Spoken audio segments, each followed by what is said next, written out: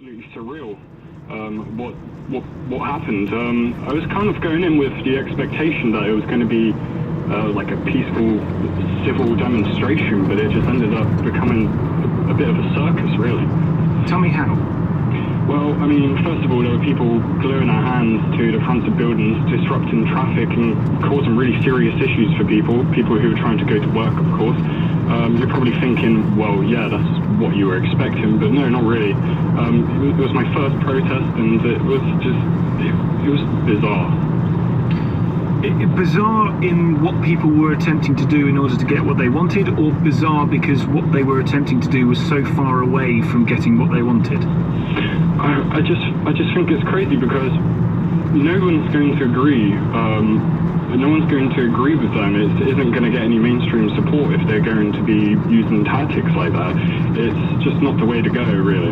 And when you spoke to people on it, what impression did you make of the people who were there or who did this sort of thing regularly? I would say it was a mixed batch, because you had people who, were going for the right reasons, for trying to become CO2 neutral and, just trying to do the best to save the environment. But there were a few people there who just were going along, so they had the hope that they were going to be on the news, more or less. That's the thing that comes across to me. It is about generating media coverage, which you could argue generates change, but it is a completely false argument and a naive one to say that the only way of getting change is by getting headlines. Yeah, I would agree with you. I would say it was naive, and also I would say it was very egocentric as well. I just kind of saw it as, well, of course it's supposed to be a rebellion, but I didn't quite think they were going to be taking it this far. So you literally distanced yourself from the protesters by going back home? Yeah, pretty much. And you wouldn't join again until what? It calmed down, or they focused on what they actually wanted? What would make you go back? Nothing. I'm not going back. Really? That's so interesting.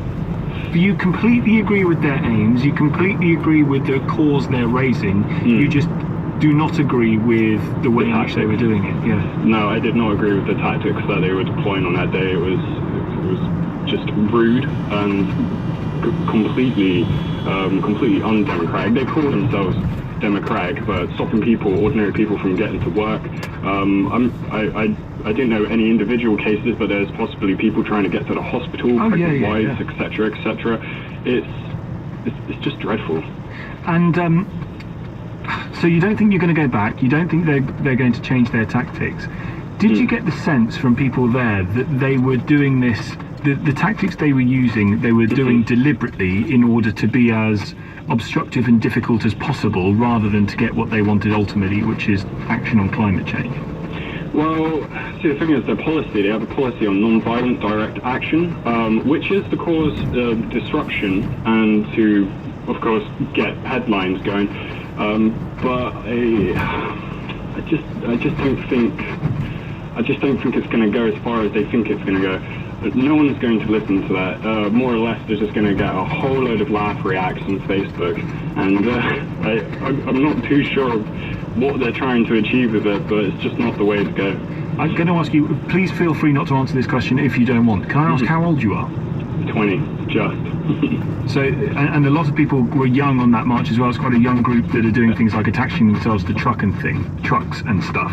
So there you are, young guy, 20 years old, idealistic, believe that it's a very important issue, but cannot go along with what they're doing. Absolutely not. Absolutely not. There was a lot of university students there as well, and it's the same crowd as Occupy, isn't it? It's the same people. It is the same people. You kind of get the gist of it very quickly. That a lot of them, I would say, it's kind of like hooliganism, if you know what I mean. It's people who have done this before. Yeah. Meeting up again for another fight. Yeah, that's it. And to them, it's just a big party. Yeah. And see, I was going with the true intention of just, of course, having a democratic exchange with individuals on the street, getting it known, trying to get the carbon neutral act going in, but attaching yourself to the bottom of vans is frankly really, really stupid, unsafe. It's such a shame, Roy, to watch your youthful idealism slip away overnight. You've gone from being 20 to about 60 in the space of a day. Absolutely. My mindset changed. It's strange. Welcome to my world. Roy, thank you very much. The amazing turnout, plants and wonderful things all over the bridge. Just take a look. For the same purpose. Peaceful family protest to stop climate change and pollution. Most sort of local people or people from London gone away or whatever, they travelled away and with their children. People couldn't get to us. So it was very, very and quiet. You're not, when you say you make many multiples more in a day than the 45 quid you made today, you're not a kind of hedge fund manager, venture capitalist type. If you're relying on tourism, you're providing some sort of service to people in we're London. A craft business. We're at St James's. We're based in St James's. We've been there for 180 years. We make craft items, which are handmade on the premises, and if they're not made on the premises, they're made in England. And you got to imagine in St James's, you've got streets like Jermyn Street and all the sort of streets off of that area. Probably about 90% of the businesses there make made in England goods. So it's all very local. Nothing's really imported. So all those businesses really relying on tourist trade when it's school holidays and things like that. For those listeners outside of London who perhaps don't know the geography all that well, the part of London that you're in is, I imagine, incredibly expensive to have a shop in if you're paying rate. I mean, it is massively, it is next to Buckingham Palace. It is just off Westminster. Yeah. I mean, it is incredibly rarefied.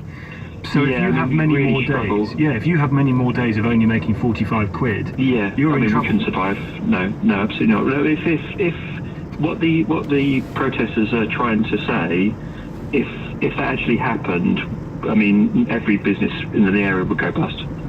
Because I mean, we already struggle, let alone having no public transport and cars driving up and down and things like that. It'd be impossible. For example, our business rates, enormous. Our ground rent is massive. It's 6 figures.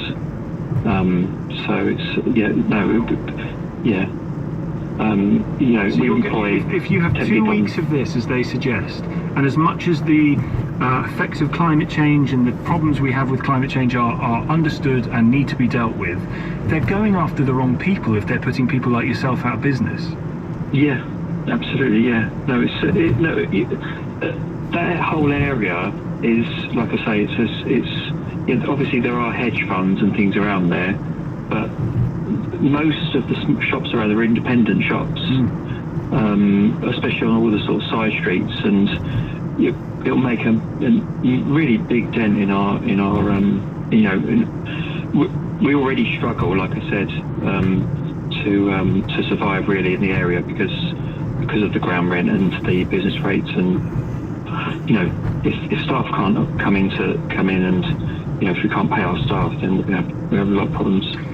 Well, James, keep in touch, because I'd like to know how you get on. If these protests, if they go into a third day, and if they continue longer than that, I'd like to keep in touch to see how your business is doing. And that's what I mean by targeting the wrong people. If you're going to go after the people that make the difference, we made the House of Cards reference earlier, the people that I'm afraid make the difference in all of this are the big companies, the multinationals, who government has to put pressure on in order to get them to change their behaviour. And it's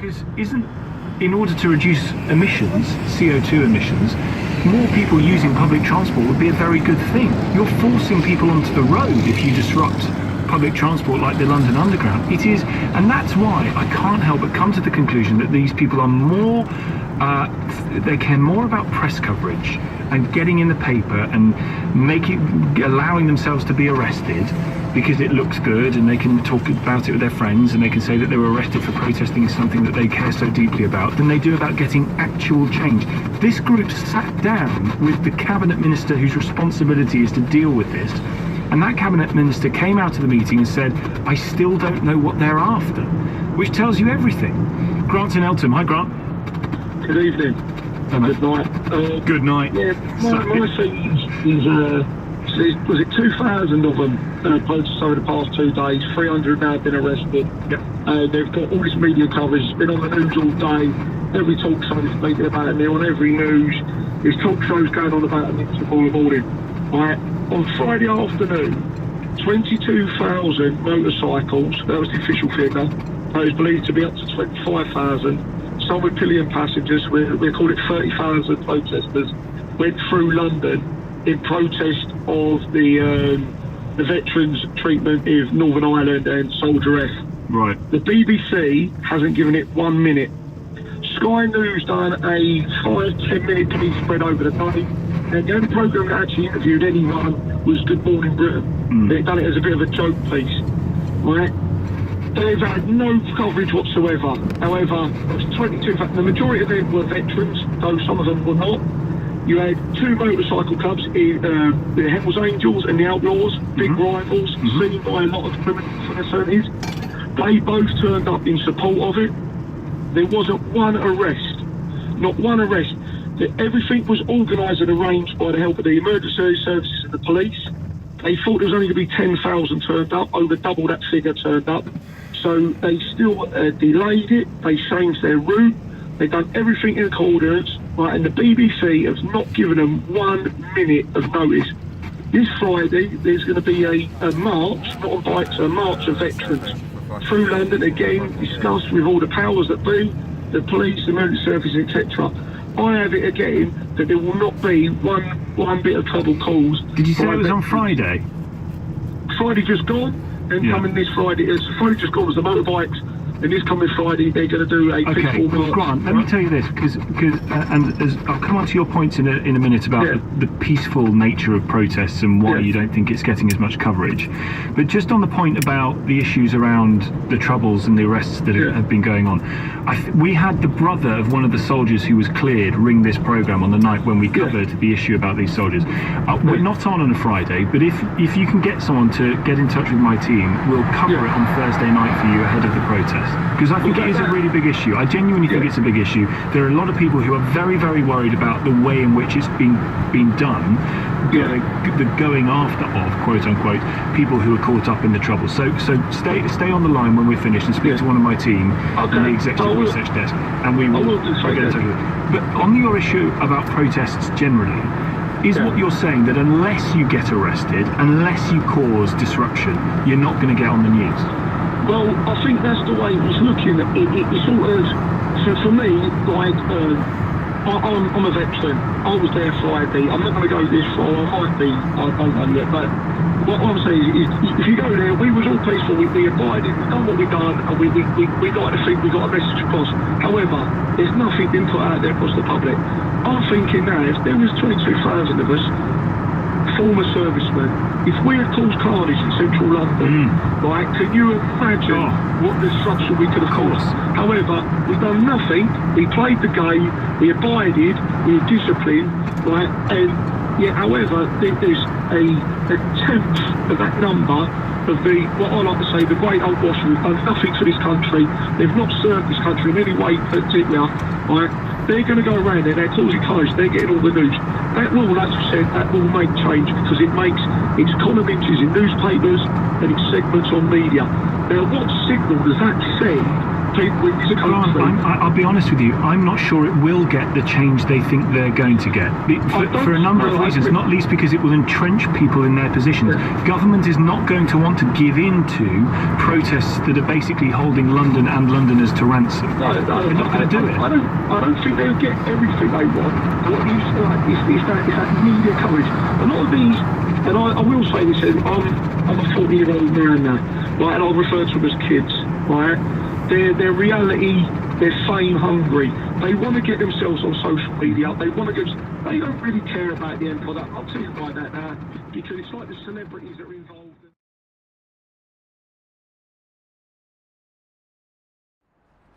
So I'd just like to read out a statement.